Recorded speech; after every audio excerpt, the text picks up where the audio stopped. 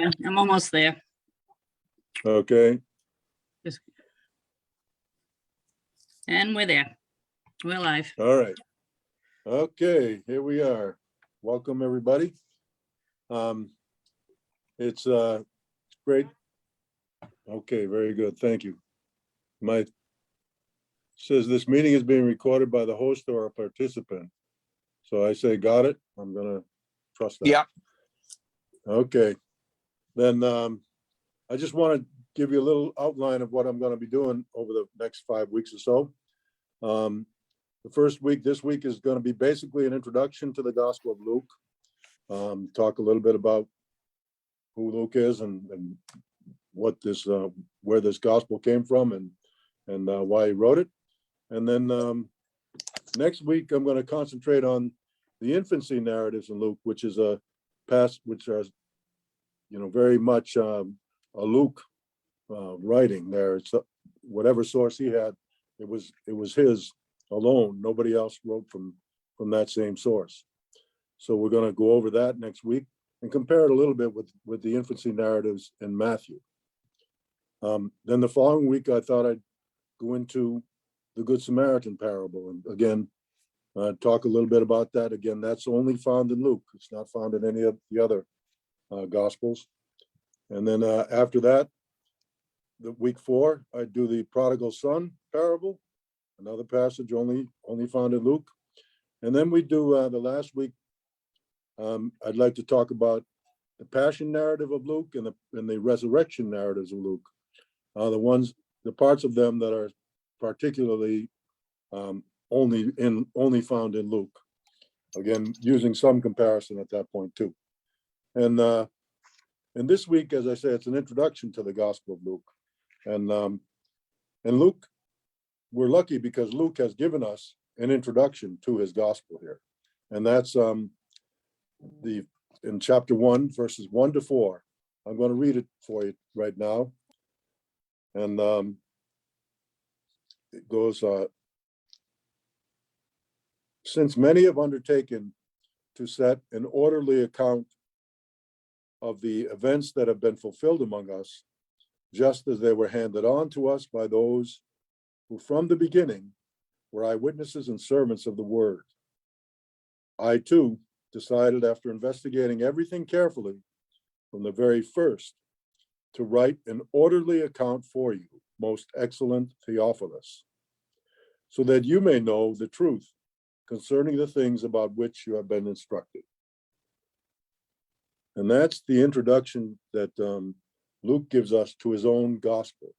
So it's pretty simple, but it's actually, it sounds like there's not much there, but it's actually pretty much, it's loaded with a lot of information if you look at it closer. And we're going to look at it a little closer, in case you couldn't tell. I think when I talk about an introduction, some of the questions that I'm going to try to answer anyways. First one is, who was Luke? The second is when did he write?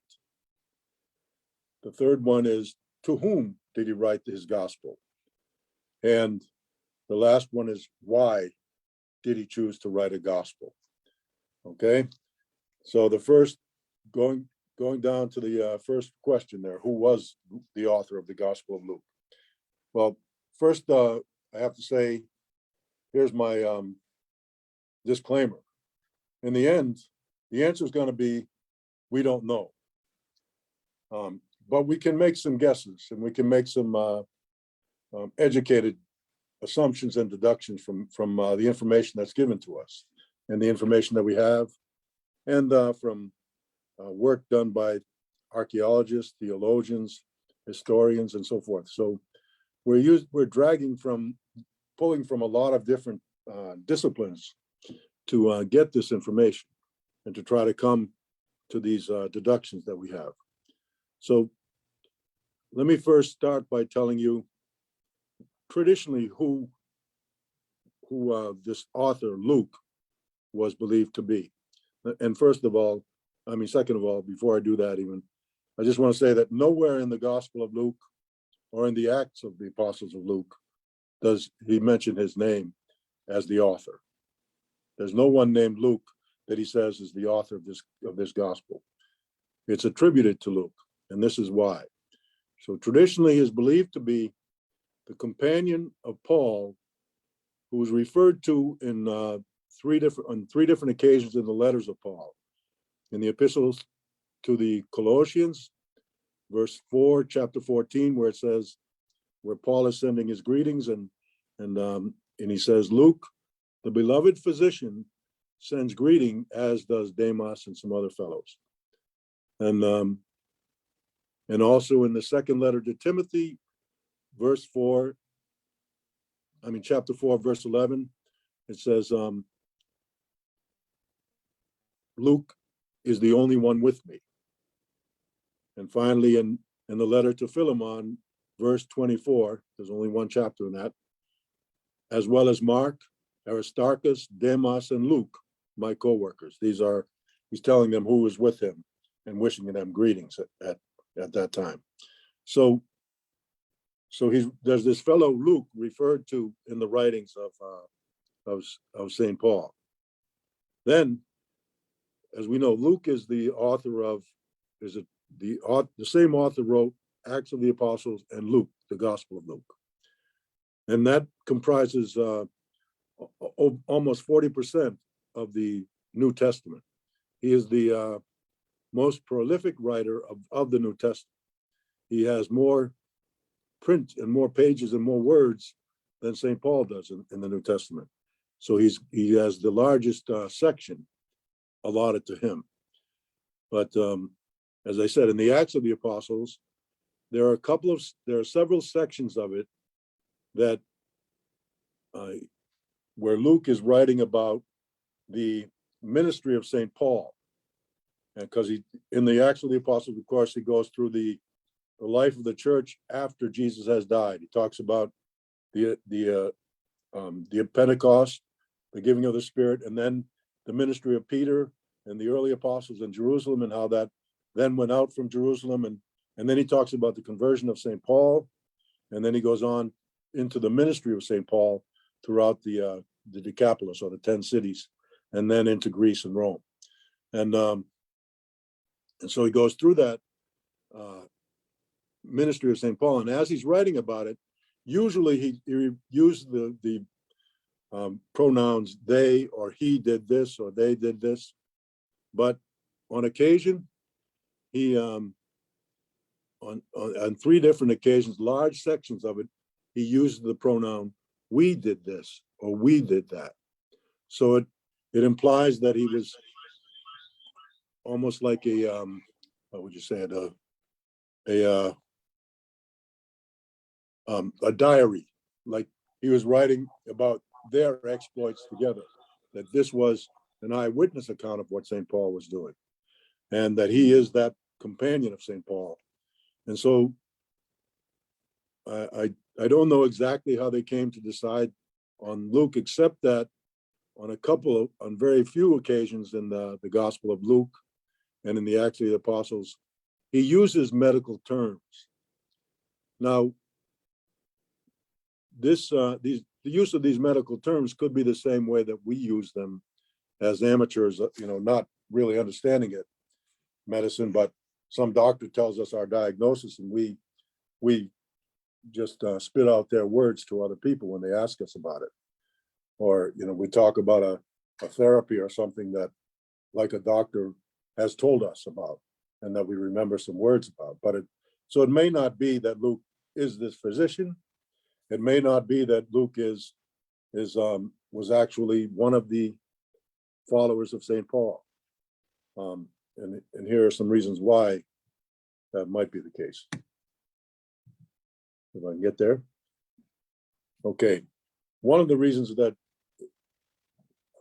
currently theologians and people, scripture scholars, don't believe that Luke was a follower of St. Paul was because the differences between the Luke's theology and Paul's theology just seem to be too far apart for them to have been companions.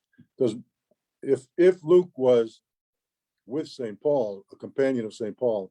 He was a student of St. Paul, so he would have learned from him, and so his theologically he probably would be very close to Paul in his thought.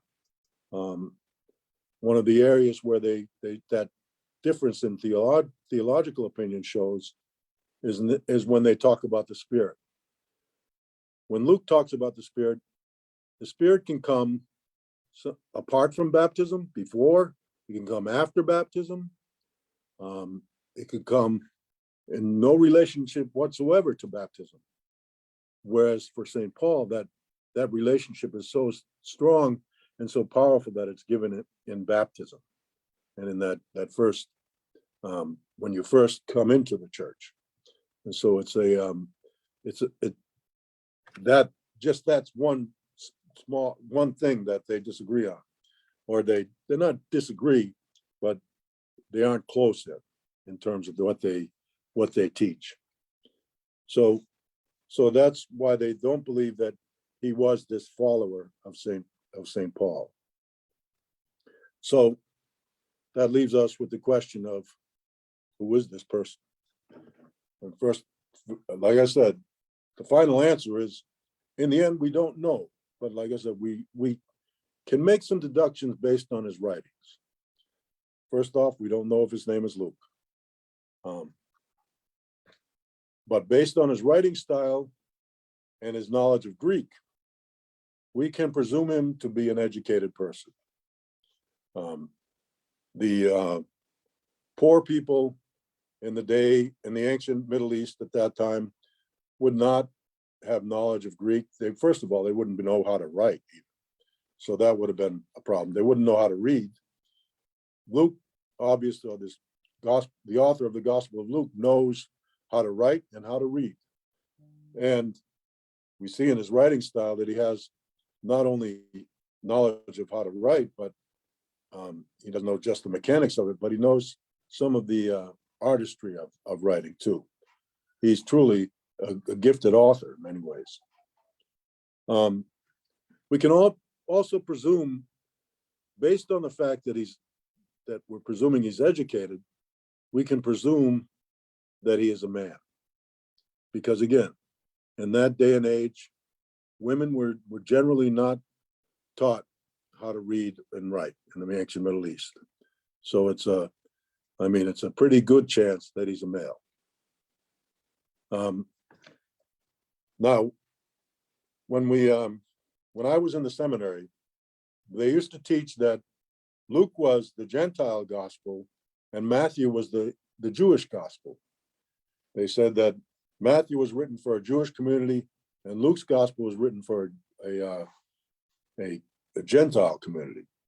And there's some truth to that, but so they often assumed that Luke was a Gentile. He was not Jewish. But based on his knowledge of the Greek Old Testament, which he frequently quotes in his writing, and his knowledge of the Old Testament in general, because he alludes to it on many occasions throughout his gospel and the Old Testament. Even if he doesn't quote it specifically, he still alludes to it and shows a basic knowledge, even more than a basic knowledge of it. And based on that, we can presume that he's Jewish. And probably a Greek-speaking Jew, though, not one who lived in Jerusalem or in Judea and worshiped in the temple every holy day, but probably one in the Decapolis, the 10 cities outside of Judea, out maybe in Galilee or even further out, and would have gone more to synagogue for his worship. And he probably, so his worship experience was very different than the Judean Jews, who were more traditional and more temple oriented. And so that difference shows itself up a lot in the Gospel of Luke versus the Gospel of Matthew. And again, the reason that we assume he's Jewish from knowledge of the Greek Old Testament is that, again, a classical education at that time probably would have included knowledge of Roman literature, Greek literature, but very doubtful that it would have included knowledge of Jewish literature. The Bible, the Jewish writings would probably be considered a backwater people. You know, they weren't anywhere near Athens or Rome, and so why study their writings? Why they were very much snobbish in their thought there, and so they would not probably have studied the Old Testament unless you were Jewish. So again, we can, and from this dedication to Theophilus, or this introduction of Luke's, we can see that he's probably a member of the Christian community. Where he says to Theophilus, since many have undertaken to set down an orderly account of the events that have been fulfilled among us, us meaning he's one of them, and then just as they were handed on to us by those from the beginning, who were from the beginning were eyewitnesses and servants of the word. So he's talking again about handed down to us. So it certainly is implying that he is a member of this same Christian community. So, and he's probably not, though, one of the disciples of Jesus, because, as he says, he needs eyewitness accounts. He needs the accounts from the servants of the word. So he needs other people to testify to him about Jesus and about his life and in his work. And so it's so he's, like I said, he's probably not an eyewitness account, and so he's probably at least the second, but more likely a third generation Christian, meaning that his community now was many of the disciples of Jesus have died. Not all yet, we don't assume, but many of them have died, and then and so that the disciples of Jesus are now the ones proclaiming the gospel to the world. So it's at least a second and probably a third generation that he's getting from him. And so so that's what we know about who Luke was. As I said, we don't know a lot, but we know some, you know, and we don't really have to know exactly who he was. We try to get an idea of who he was so that we can get a better sense of what his perspective is when he's writing. Now, the second question was, when was the Gospel of Luke written? So, and this one is a little easier to find an answer to than the previous one was.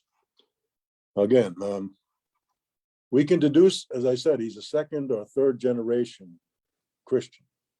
Now, if you figure a generation to be about 10 years, that means he's at least 20 years removed from Jesus, which means that if we go by traditional timing, if Jesus died in 30 or 33 or so, that means at least he didn't write before 50 of the first century, the year 50 of the first century. So, and then if we look at the fact that Mark's gospel is probably written before him.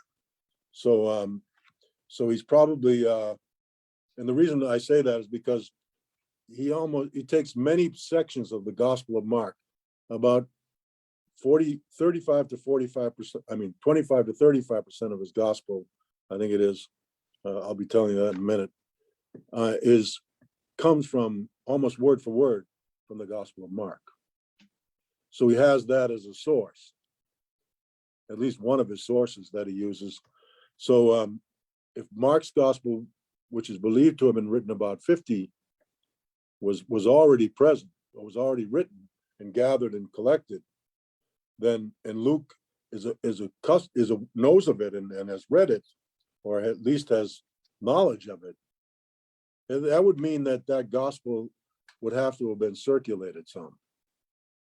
Which, in those days, we're talking the ancient Middle East. There's no Twitter, there's no Facebook, there's no television, no radio.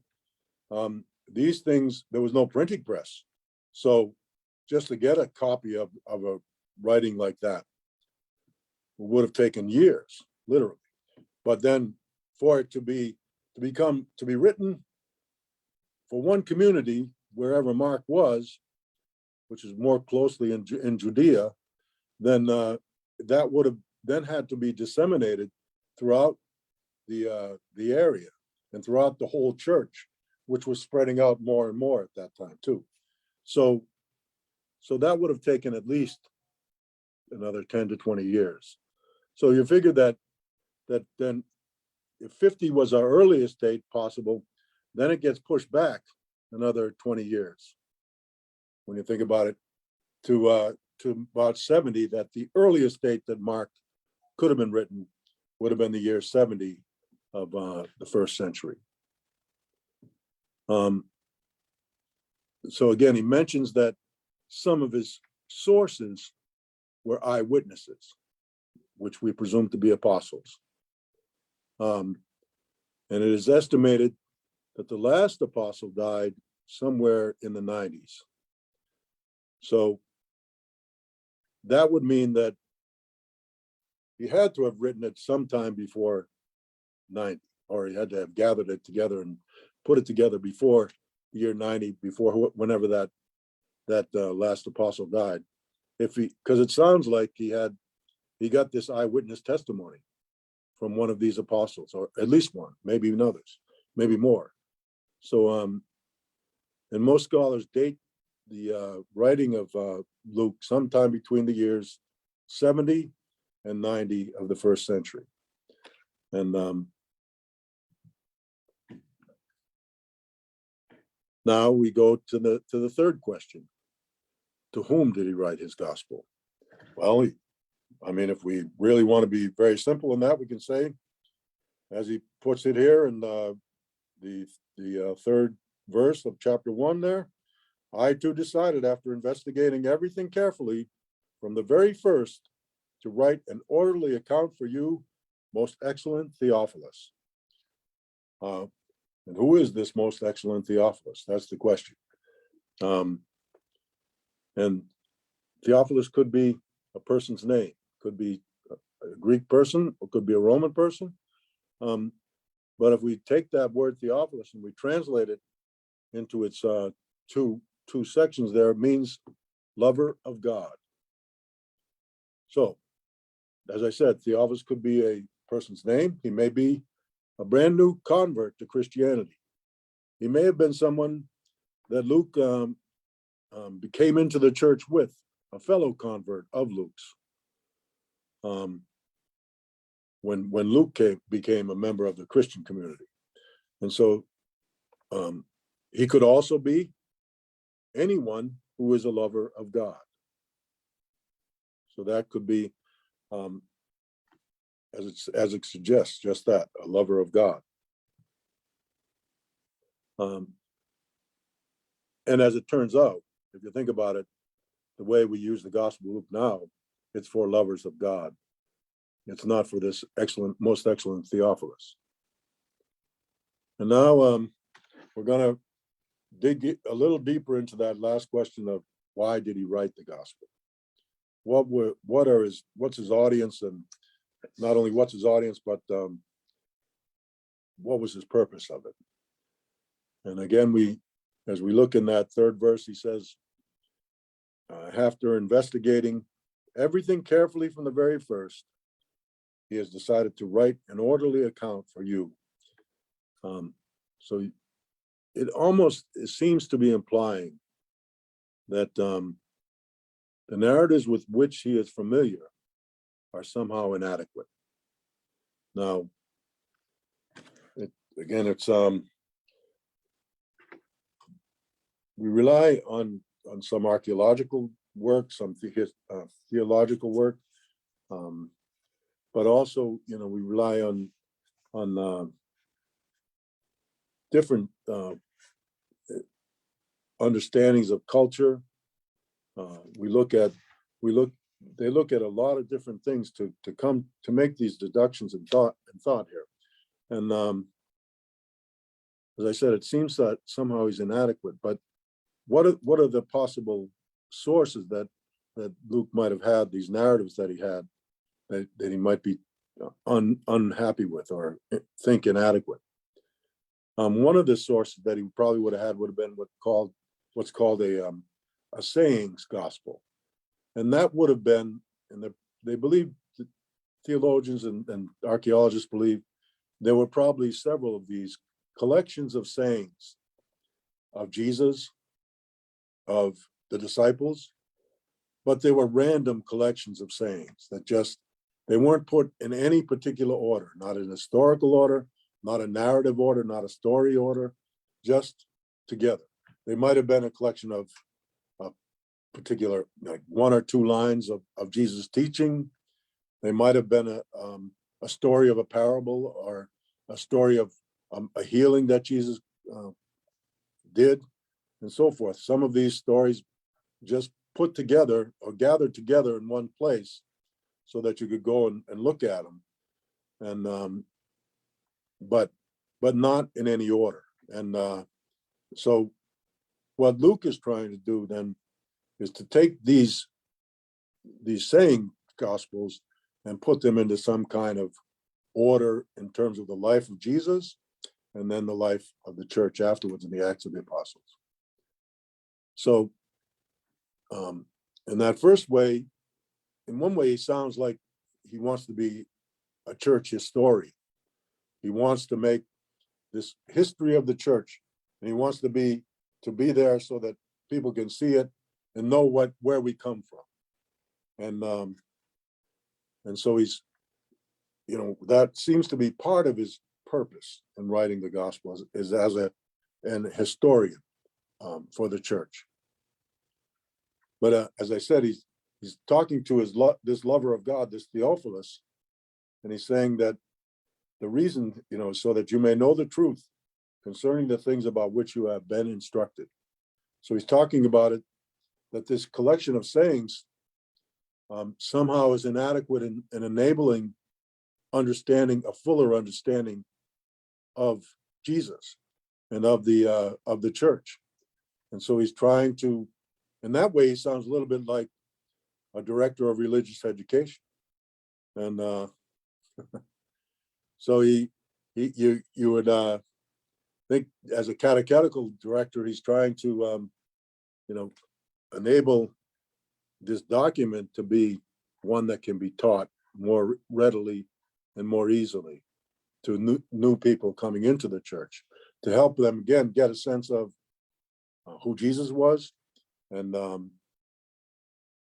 where he came from, and then who the disciples were, where they came from, and then who the church is and where it came from, and so forth. So there's a progression in the Gospel of Luke too, and you really, in many ways, you shouldn't read the Gospel of Luke without the Acts of the Apostles. It's meant to be really one document, not two. And so that's something to think about when you're reading the Gospel. So another purpose of his may be that he could have this Theophilus, whoever this person or these persons were, maybe, if he is a real person, he may be a high-ranking Roman official in the area, and who may one day be making decisions affecting Christians.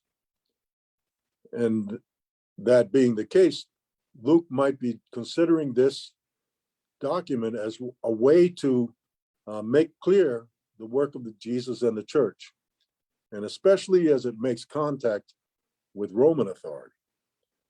Because in the gospel and in the Acts of the Apostles, there are many occasions and many stories about how these the conflicts between Jesus and the Jews, Jesus and the Sanhedrin and the Pharisees and the priests of the temple, and the conflicts between Jesus and Roman authorities, Pontius Pilate and so forth, and then moving on in the disciples with Paul with the Roman authorities and so forth. He addresses these things in his writings.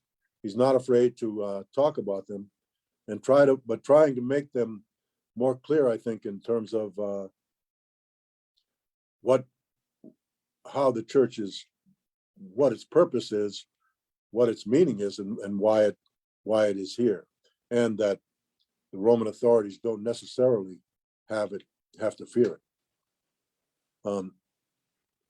He could also, as I said, be trying to flesh out what that catechism, that sayings gospel.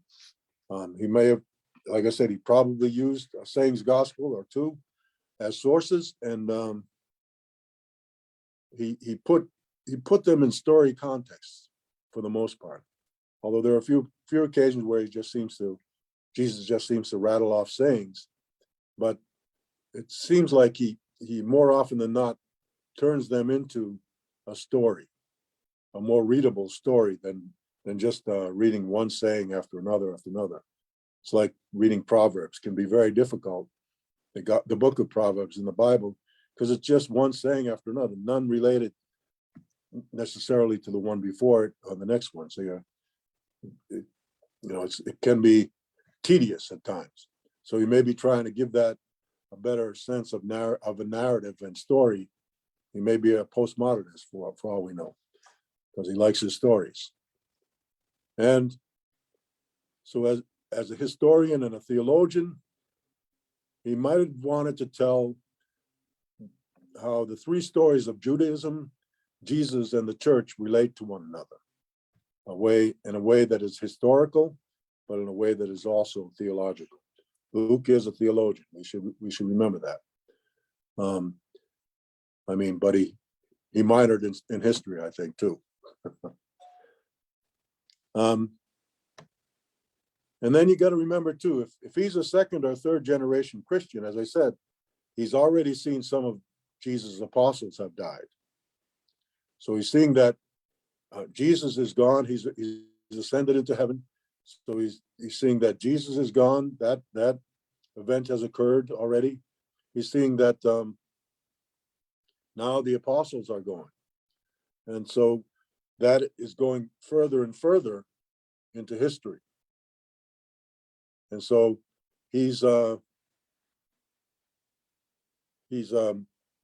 so as that goes further and further into history, he's thinking, okay, I have to make sure that that's written down somewhere, make sure that we're able to pass that on accurately to the next generation about who Jesus is. He's also seeing, as I said, the apostles are passing now too. So that means that the beginnings of the church are dying with them. The stories of the beginning of the church are dying with them as that passes further and further into history. And so, again, he's trying to give a document that will record in story form these the history of the church, so we can pass it on to the next generation more easily and more readily. And of course, the church is now becoming a much larger entity in the world at that point. I mean, it's nothing like it is today, but it was growing into a predominant sect at least in the ancient Middle East, and moving into Rome, into Greece, and into Rome. And so it was spreading itself out a little bit, and he thought, okay, this needs to relate itself to the whole, that the people in Rome, that's not the church in Rome, it's the church in Jerusalem too. And so they have to be related to one another. And he's trying to show that relationship as he talks about the spread of the church and how it moved from the Jewish boy Jesus well, actually the Jewish woman, Mary, to the Jewish boy, Jesus, to the apostles, to the church, to St. Paul, then to Rome and the ministers of the word, as he talks about in his writing there.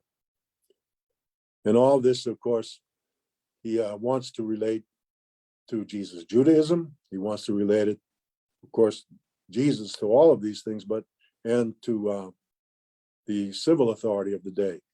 He relates it to Roman civil authority because that's the powers that be at his time in history. So these are some reasons why he might have written the gospel. So now I'm going to just talk a little bit about the sources that he used for this gospel. As I said, the Gospel of Mark was a major source for Luke. He uses most of the Gospel of Mark in his gospel. It only makes up about 35 to 45% of his gospel, though. It's in some places, he takes Mark's writing and he changes it a little bit, makes it into a better story. He adds an ending to it, or he adds a miracle story to it or something, but he changes it a little bit, but I'll show you that. I'm going to want to look at it a little bit right now. Because in the Gospel of Mark, just to talk about it, I have Luke here. Let me go to the Gospel of Mark. I'm going to go to, I need bookmarks. That's what I need.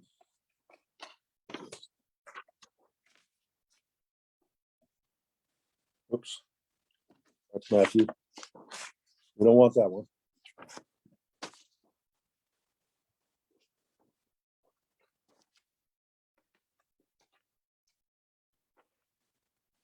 We have the story of the temptation of Jesus in the Gospel of Mark. This gospel story we listened to this past weekend from Luke. And here it is in Mark. And the Spirit immediately drove him out into the wilderness. He was in the wilderness 40 days, tempted by Satan, and he was with the wild beasts, and the angels waited on him. That's the story of the temptation in the Gospel of Mark. So it's very different from that story we heard in the Gospel of Luke this week. That was Mark. I didn't mention the citation. I'm sorry about that. I'll do it for you for the Gospel of Luke. The temptation of Jesus in the Gospel of Luke, chapter 4, verse 1. What is it? 1 through 13. Goes like this. Jesus, full of the Holy Spirit, returned from the Jordan and was led by the Spirit in the wilderness, where for 40 days he was tempted by the devil.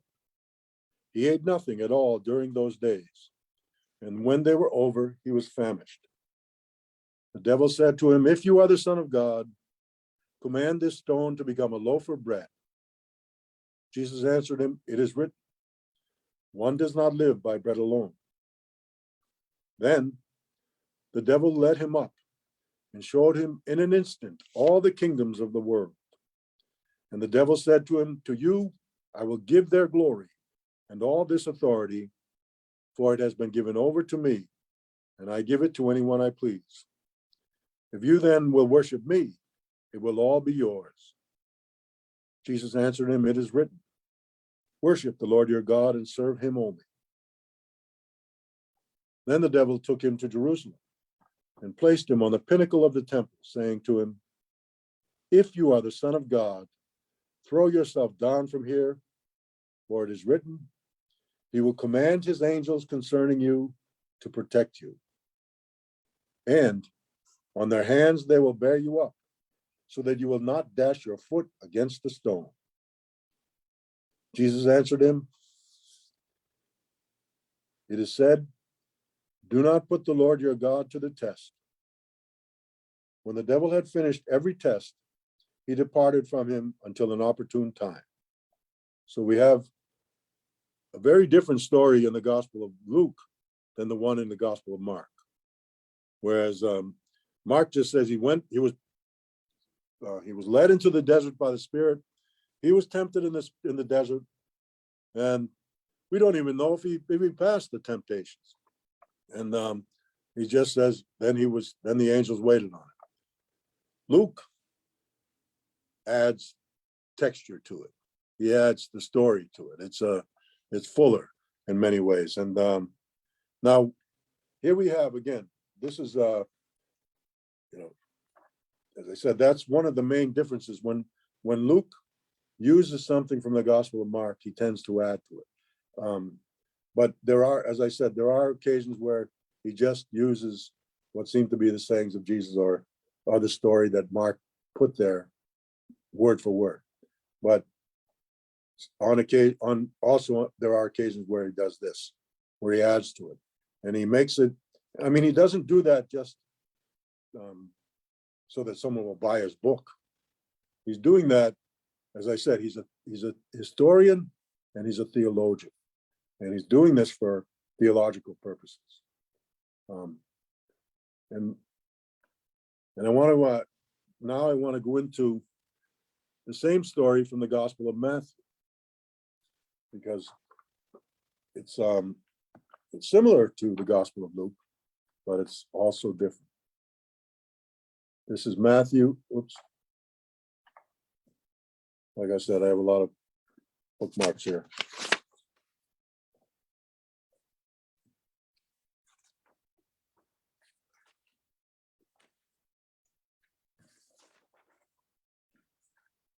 Okay. Matthew chapter 4, verses 1 through 11. Then Jesus was led up by the Spirit into the wilderness to be tempted by the devil. He fasted 40 days and 40 nights, and afterwards he was famished. The tempter came to him and said to him, "If you are the Son of God, command these stones to become loaves of bread." But he answered, "It is written, one does not live by bread alone, but by every word that comes from the mouth of God." Then the devil took him to the holy city and placed him on the pinnacle of the temple, saying to him, "If you are the Son of God, throw yourself down, for it is written, he will command his angels concerning you, and on their hands they will bear you up, so that you will not dash your foot against a stone." Jesus said to him, "Again it is written, do not put the Lord your God to the test." Again, the devil took him to a very high mountain and showed him all the kingdoms of the world and their splendor. And he said to him, "All these I will give to you, if you will fall down and worship me." Jesus said to him, "Away with you, Satan, for it is written, worship the Lord your God and serve him only." And the devil left him, and suddenly angels came and waited on him. So it sounds a lot like the Gospel of Luke, but it is different too. They use the same sayings of Jesus in it, basically the same sayings. A couple of differences in those words, but for the most part, they're the same sayings. But it's also it's different from Luke in that it's first of all, the order of the temptations are different in Matthew than they are in Luke. In Matthew, we have the order of the temptations as being turn the stones into bread first, and then we have the second temptation being put on the temple parapet, the steeple of the temple, and jump off, and the angels will guard you. And then the third temptation in Matthew is to see all the kingdoms. He goes on a high mountain and he sees all the kingdoms of the world and the devil says, you can have all this if you worship me. And the last one is that Jesus tells him, "Away with you, you shall worship the Lord your God, the Lord alone."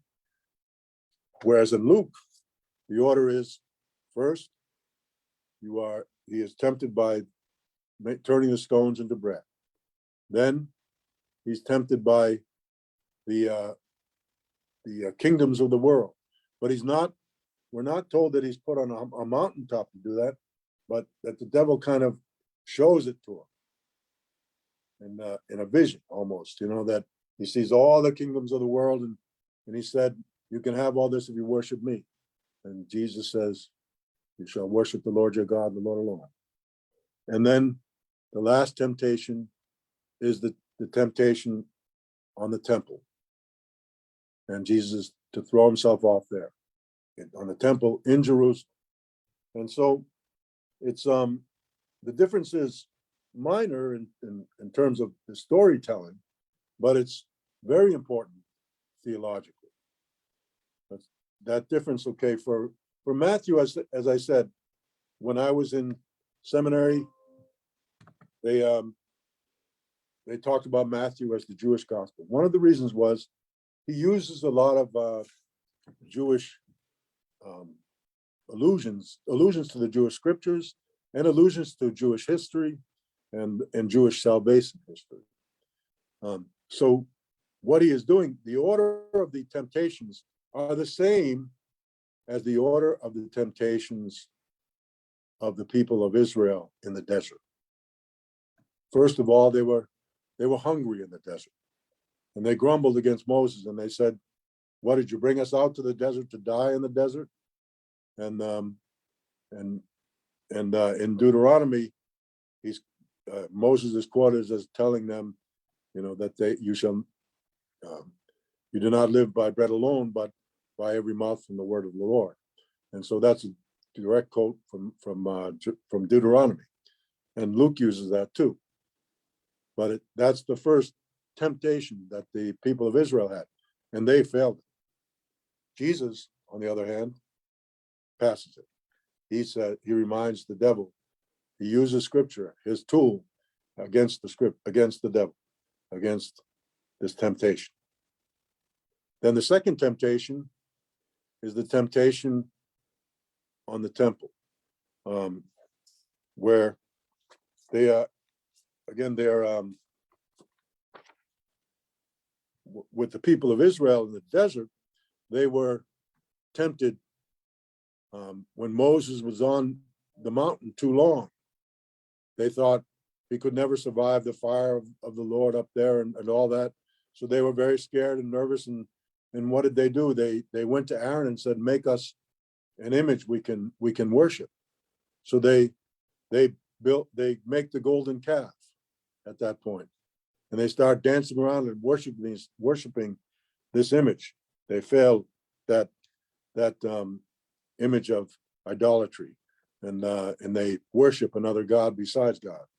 And at that point, and so they failed it, whereas Jesus, given the choice, he chooses to quote scripture, say that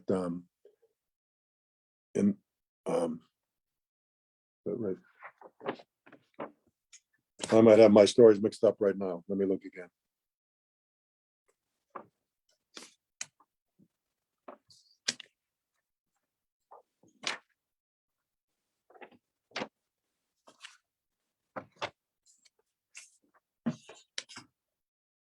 Oops.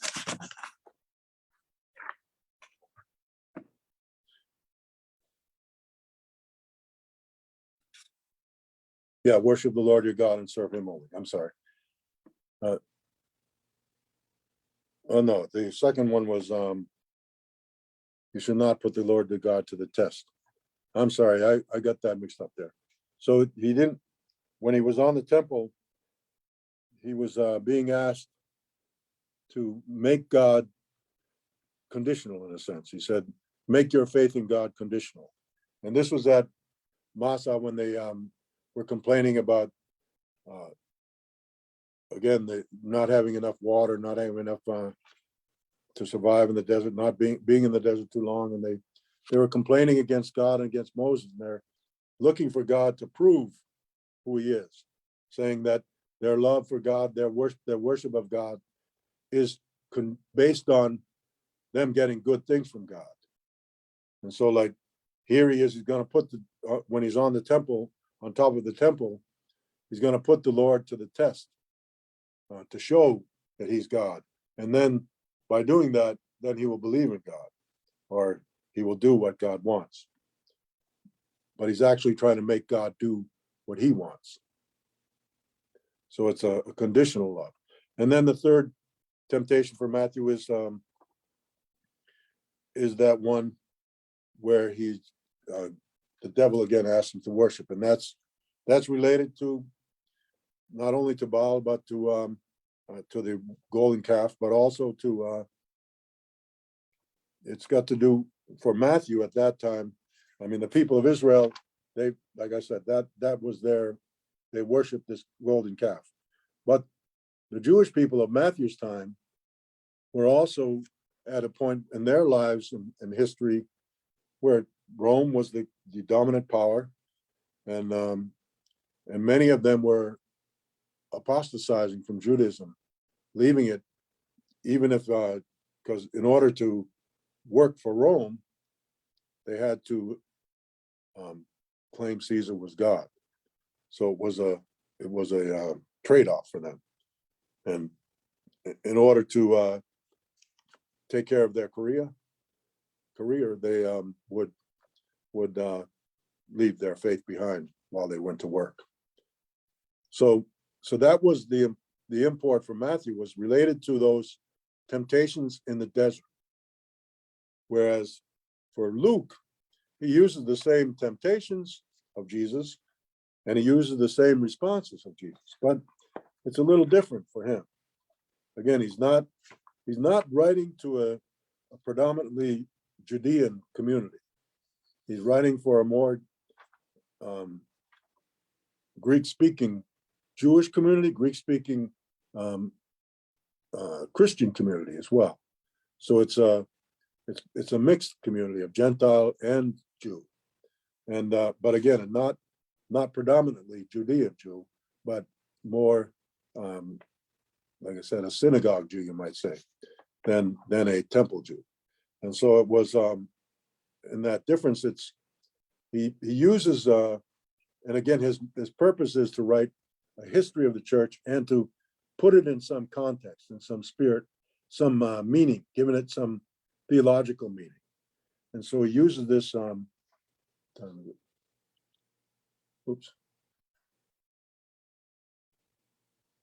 just want to make sure. Oh, I only got 5 minutes. So he's using it to make sure that his community has a true sense of where they come from. And so he the first two are a mirror of the people of Israel in the desert. He uses those same three for the same purpose, except the last one is a little more unique for him. And he quotes Deuteronomy. He quotes from the Torah, again, one of the first 5 books of the Bible. He quotes from that, putting it in that context, alluding to that people of Israel. So, and as Matthew does too. But he's saying by putting the temple temptation last, he's trying to point out the fact that the church begins here in Jerusalem. This is the last of the temptations. And what is it? It's you shall not put the Lord your God to the test. And it's the church begins there. Jesus' ministry begins there, and his ministry ends there as well. He's also foreshadowing the end by using Jerusalem as the last of the temptations. This is where Luke is, in many ways, as an author, he's an artist. He uses foreshadowing a lot in his writing, and so he uses the last temptation to point to the last place where Jesus was alive as a human being, as a fully human, fully divine being before he died on the cross. Where he died on the cross was Jerusalem, of course, and the resurrection occurred there, and the Pentecost occurred there. So this was the beginning place, and it was the ending place for Jesus. But it was an important prominent place. So it needed to be respected that way, as such. I have gone through a lot of information here. Did anybody have any questions or comments?